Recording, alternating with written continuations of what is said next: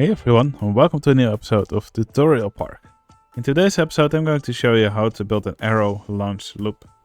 Now, if you don't know what an arrow launch loop is, I will just show you an example that's built in a different park. Alright, here's an example of a launched loop. This one is in the scenario Crumbly Woods. Now, as you can see, we have a station over here. From the station, the train is launched downwards into this loop. Then it goes up to this horizontal track. And, well, in the scenario here, there's this little spike. If it wasn't here, the train would just fall off the track here. So, yeah, the real launch loops, they only have horizontal track here and not a little spike at the end. So, what we're going to do is actually do a little shoestring that makes the train reverse direction here at the end of this spike. So we don't have to make this silly little spike here at the end. Alright, we're back in Tutorial Park. Now, these launched loops, they've been built in quite a few parks. But they're all very old rides, so nobody makes them anymore. So you'll see them disappear at more and more parks. One park where you can still find an arrow launch loop is at Blackpool Pleasure Beach in the UK. Now, to start off, I already did some landscaping here. I already changed the path here a bit, just so it's more convenient for me to work in this area. Now I'm going to start with the loop itself, because it's the lowest part, and that will make it easier for me to start building, instead of having to guess at what height the station has to be. So I'll start with one of these sloped pieces upwards, and I think I want the loop to be here in the middle. Actually, I'm gonna give myself a little bit more space for the station, so I'm going to build it over here. Okay, here I'll build the loop. As you can see, I'm building it slightly off the ground, because that will make it look nicer later. Now here from the loop, we'll go up like this. We'll have one of these steep pieces, and then we'll go to horizontal. I'll add 2 straight pieces, and then we'll have a station.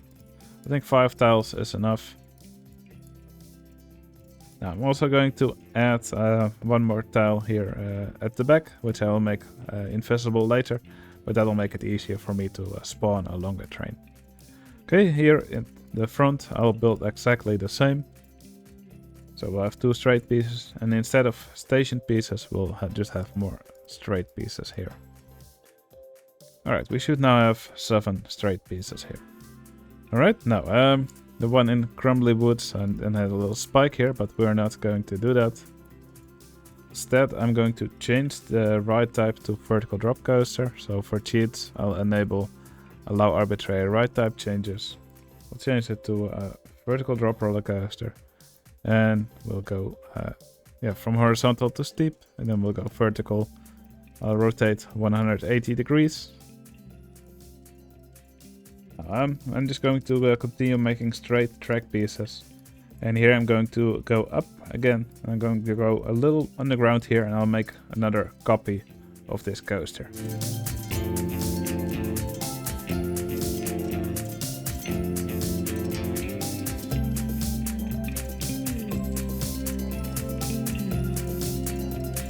Now, and instead of ending here in the same way, here at the end at this underground copy, I'm just going to make a little vertical spike, like so. Now normally you can spawn a train of 6 cars per train on this station here of 5 tiles.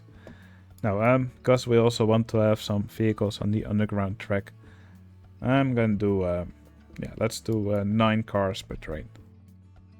I'm going to set the ride to powered launch without passing station, and we'll set the launch speed 28 kilometers per hour, nice and gentle. Okay, I'm going to we'll first need to build an entrance and an exit. By the way, if you don't have enough space under your coaster to build another copy of the entire track, you can also just go with a long horizontal track with a spike at the end. It will just be a little bit more tricky to figure out where you'll have to put your underground vehicles. Anyway, I've set the ride to powered launch now. I'm going to press the test button and immediately close it. Now you can see these last vehicles, so they spawned in a bit of a weird way, but that's okay. Now these last 3 vehicles, I'm going to move them to the underground track. I will just keep moving them forward until they're here at the front of the... basically they have to be below the first vehicle. And for that I'm going to use the ride vehicle editor. So I'm going to select vehicle 8. So we actually have 10 vehicles if we include this last little thingy here. I'm going to select vehicle 8. I'll select following vehicles in this train, synchronize, and then I'm going to move those last few vehicles to right under here. I'm going to set the multiplier a bit higher, and that will enable us to move them quicker. Alright, it looks like these last 3 vehicles are now right below the first vehicle of the train. Now, I'm going to change this vehicle back into one of those, one of these last zero cars.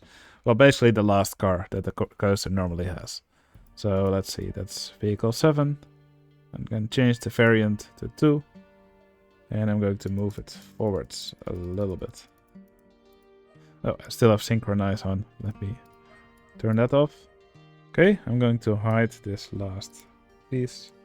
Alright, what this entire setup will allow us to do is basically if we test the coaster, it should be launched forwards through the loop. It should arrive over here.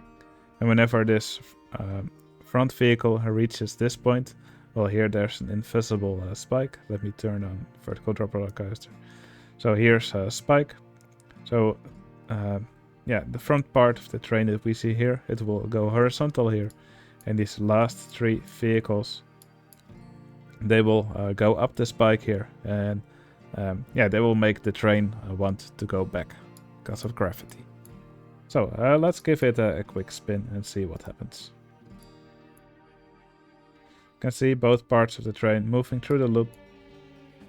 This part on the horizontal part, and you could see this part now tries to move the train backwards, and it succeeds. And here the train now goes back to the station, ready for another cycle. Okay, if we want the train to go more to the front, well, we could either change the launch speed. I think we can have a bit higher launch speed, and you could always also move this part of the train backwards a bit, and that should also make this train be able to travel more to the front. I'm just going to test it a few times, tweak these parameters a bit to get it to look nice.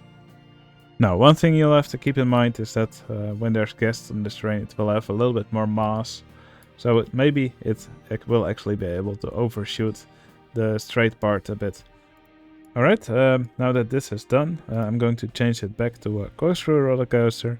And the way I did this, none of the underground track should be visible.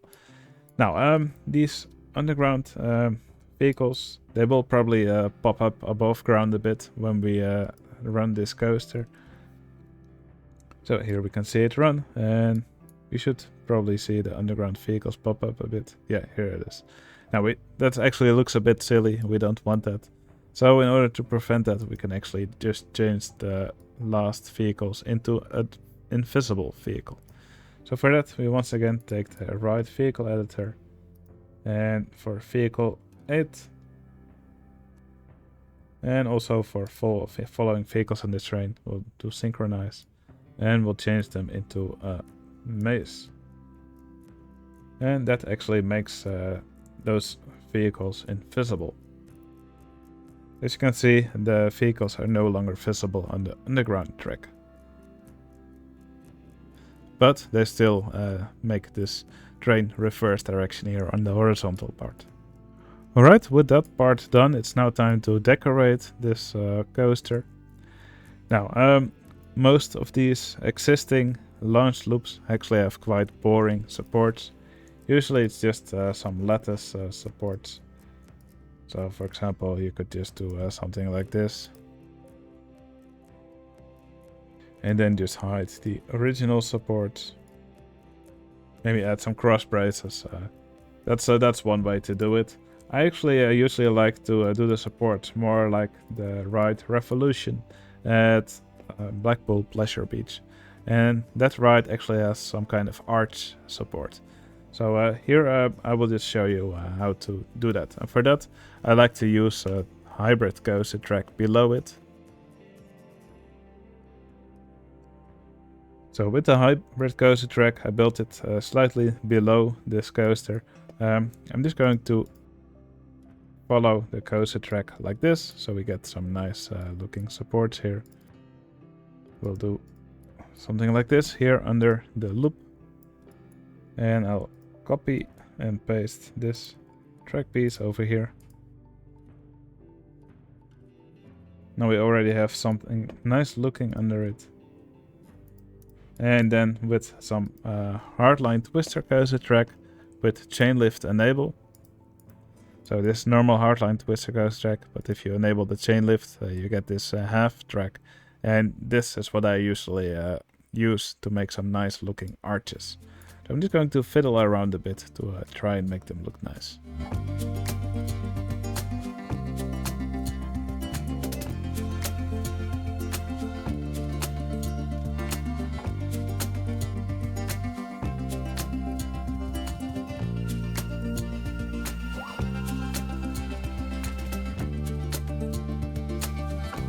Alright, I've now made these arches under it. Now this is just a hybrid coaster track right under the normal track. And here you can see this hardline twister coaster track. I played a bit with the height of it. And for the supports, I simply gave them the invisible color. And that hides them. I think this together looks pretty nice.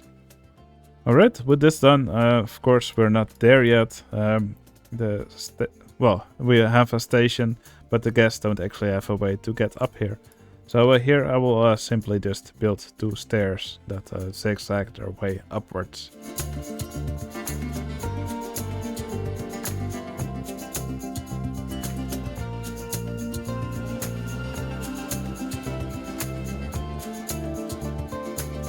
Okay, with that done, we can now open the ride and guests should start heading for it. Now the queue is quite long, so I guess we'll probably complain a bit, but that's something I'm able to live with. Now I should probably move the queue a bit so it doesn't pass through these supports. But yeah, what I'm going to do next is just decorate it a bit. I'm going to try and make a nice looking station over here on the top. And I also tried to I also put something around the paths here. To make it look a little bit more safe for the guests.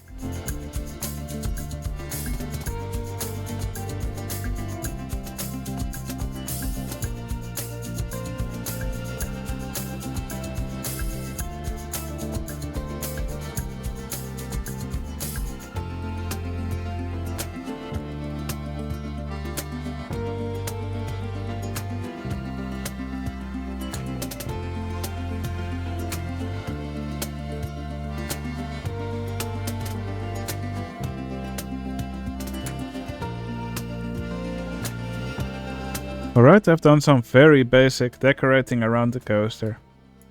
So this gave it a very simple roof. And I just put all these support pieces right next to the walkways. And yeah, together I think in the end it looks like a nice little box. Sadly the art structure below this is no longer really visible. But yeah, you can do these paths and supports however you want. This is just very quick and dirty. Now, a last thing which you might want to do is actually give this loop some nice supports. Now, there's many ways you can do that. You could do it with some single rail coaster track, But the easiest way is just put some of these slanted poles here. Now it may be a little bit tricky to get something that works from all angles. This seems to work. So yeah, just put these on the tile right next to the loop, and I'm going to also extend them downwards a bit. And I'm going to do the same on this side.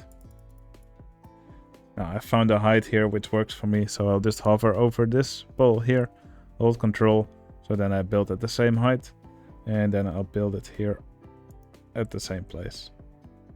And I'll double it up, so there's two poles right under each other. And over here I'm just going to keep connect them into the ground. I think that makes for a nice support structure here for this loop.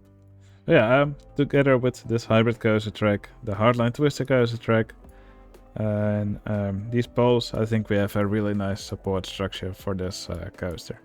Now, you could also still go for an easier way, and you could, for example, just remove the hardline twister coaster track and the hybrid coaster track, and I think then you also have some nice supports.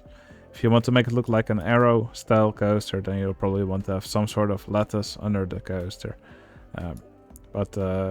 Yeah, this is more akin to what the Coaster Revolution at Blackpool Pleasure Beach looks like. I think this is a really nice combination. Now, you could also see me put some foliage right next to the track. I think that's just a way to make it look nicer in the landscape. When you make a building or a big structure, it's always a good idea to blend it into the landscape with some foliage. At least that's how I like to do it. Alright, that's going to be it for this tutorial. To finish off this video, I'm going to add 2 more of my patrons to the park as entertainers. And I'm going to use the new Peep Editor plugin to give them some animations.